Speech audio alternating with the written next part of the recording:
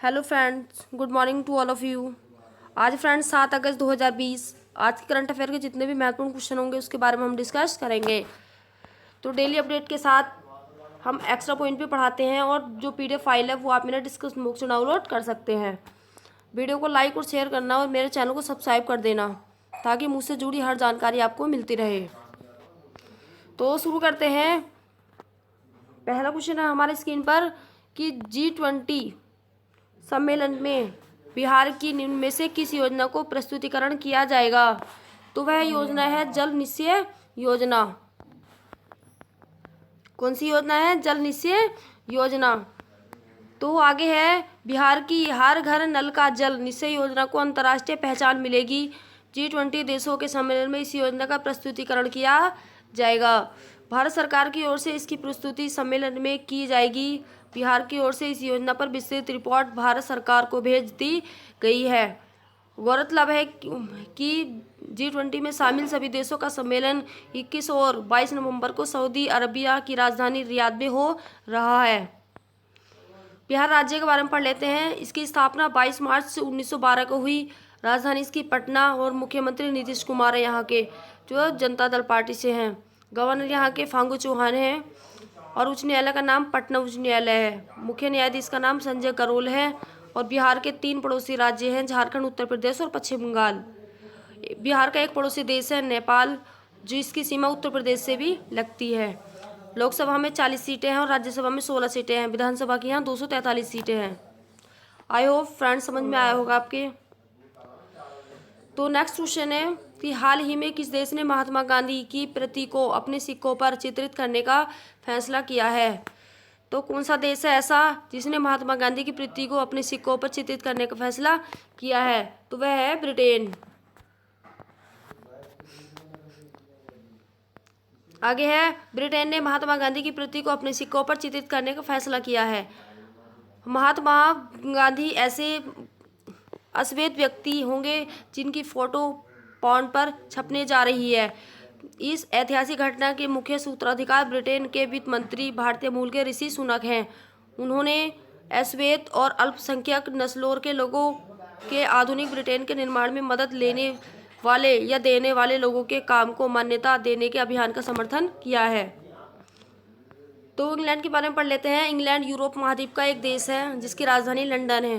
Currency यहाँ की pond Stirling है और राष्ट्रपति यहाँ के बोरिस जॉनसन है। अगला क्वेश्चन हमारी स्क्रीन पर किस देश ने दारचूला जिले में भारत के साथ सीमा पर सशस्त्र पुलिस बल APF की एक बटालियन तैनात की है।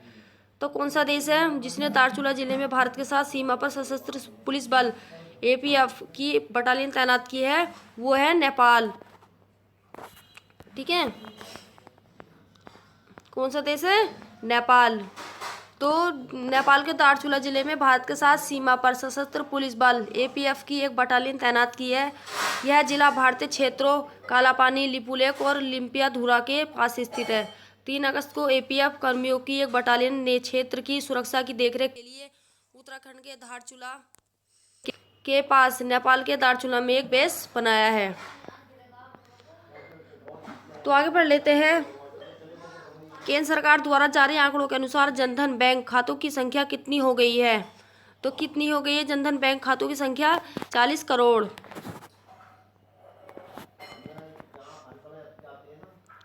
आगे केंद्र सरकार द्वारा जारी आंकड़ों के अनुसार अब तक लगभग 40.5 करोड़ लोगों के जनधन बैंक खाते खोले जा चुके हैं।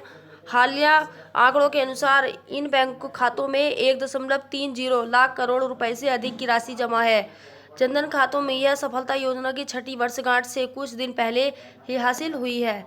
इस योजना का मकसद देश के तमाम लोगों को बैंकिंग सुविधाओं से जोड़ना है। तो इस योजना का जो मुख्य उद्देश्य था वो ये था कि हर व्यक्ति को बैंक से जोड़ना, ताकि हर व्यक्ति का अपना खाता हो और वह बैंक से अवगत हो सके। तो अगला क्वेश्चन है HDFC बैंक के अगले CEO के रूप में निम्न में से किसे नियुक्त किया गया है। तो वे है शशिधर जगदीशन। ठीक है, कौन है? शशिधर जगदीशन। तो ये बने हैं HDFC बैंक के अगले CEO, शशिधर जगदीशन। आगे है शशिधर जगदीशन आदित्यपुरी की जगह लेंगे।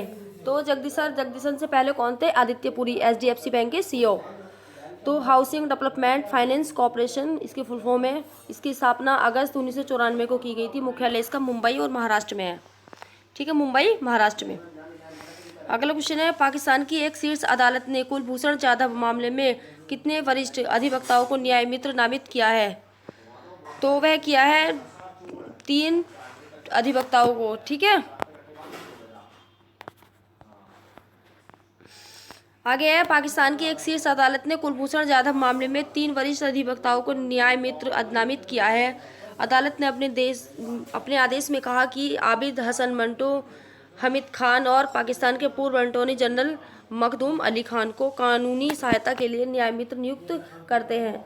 भारत ने जाधव को राजनयिक पहुंच न देने और मौत की सजा को चुनौती देने के लिए पाकिस्तान के खिलाफ अंतर्राष्ट्रीय न्यायालय का रुख किया था।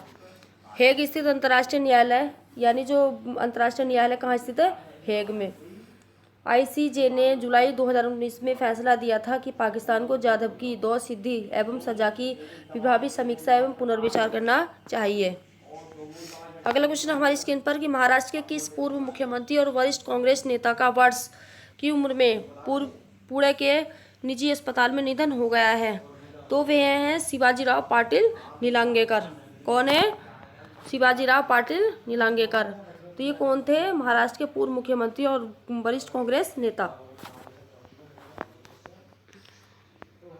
आगे, कांग्रेस के वरिष्ठ नेता और महाराष्ट्र के पूर्व मुख्यमंत्री शिवाजीराव पाटिल निलंगेकर का पुणे में स्थित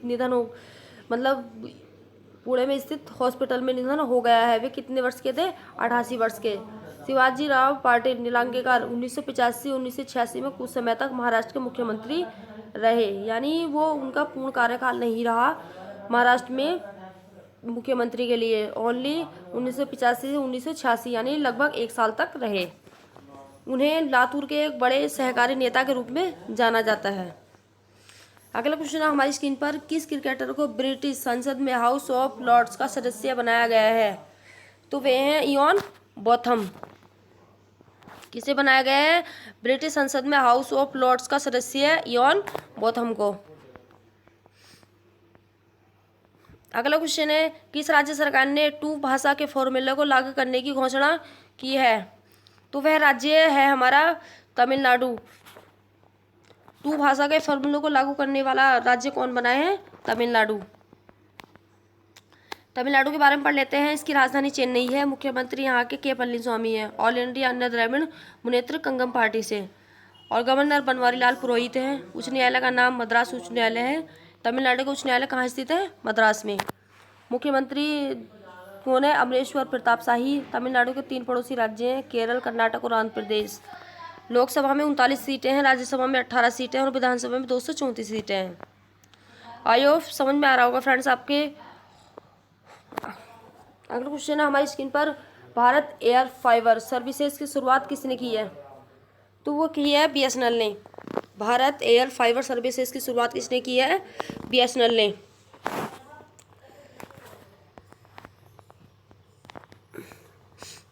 आगे हम इसी के बारे में पढ़ लेते हैं। भारत सेंसर निगम लिमिटेड, भारत संचार निगम, इसकी स्थापना 5 सितंबर 2000 को हुई। मुख्यालय इसका नई दिल्ली में है। CEO है इसके प्रवीण कुमार परवार। और BSNL की ब्रांड एम्बेसडर कौन बनी है? मैरी कॉम।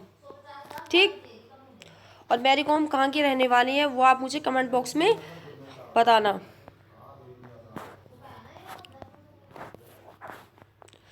आगे है, किसने विद्यार्थी विज्ञान मंथन 2020-21 कार्यक्रम का शुभारंभ किया है? किसने विद्यार्थी विज्ञान मंथन 2020-21 कार्यक्रम का शुभारंभ किया है? तो वो किया है डॉक्टर हर्षवर्धन ने। कौन है डॉक्टर हर्षवर्धन? चिकित्सा मंत्रालय के अधिकारी यानी चिकित्सा मंत्री। आगे पढ़ लेते हैं। इस कार्यक्रम का उद्देश्य कक्षा 6 से 11वीं तक के स्कूली छात्रों में विज्ञान को लोकप्रिय बनाने के लिए शुरू किया गया है। डॉक्टर हर्षवर्धन हमारे देश के केंद्रीय स्वास्थ्य और परिवार कल्याण मंत्री हैं। अगला क्वेश्चन है, विशेष कॉर्ड टू विन पुस्तक का विमोचन किया गया है। यह पुस्तक किसने लिखी है? कौन सी पुस्तक? विशेष कॉर्ड टू विन, ये लिखी है निरुपमा यादव ने।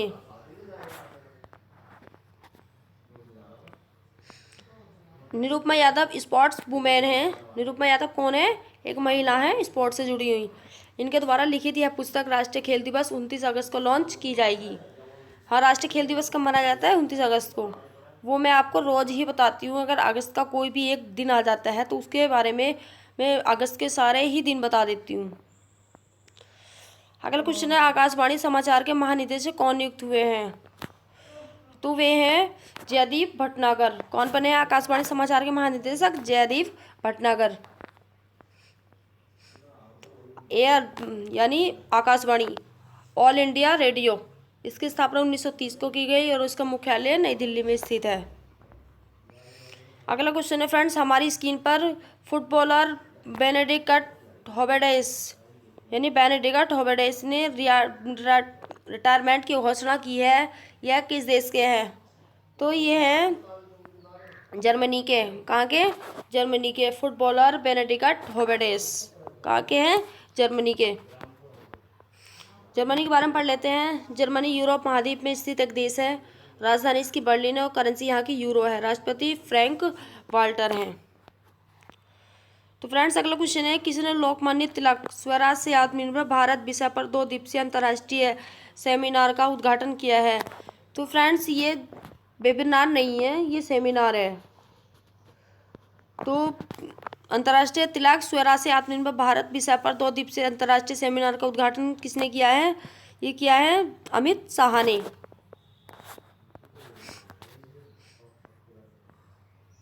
अगला क्वेश्चन है, महिला विश्व स्वैक्स चैंपियनशिप का आयोजन किस देश में किया जाएगा?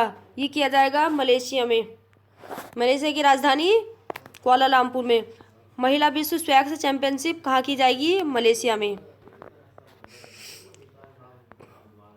आगे मलेशिया के बारे में पढ़ लेते हैं कि मलेशिया की राजधानी कुआलालंपुर है, वो आपको मैं पढ़ाई चुकी हूँ।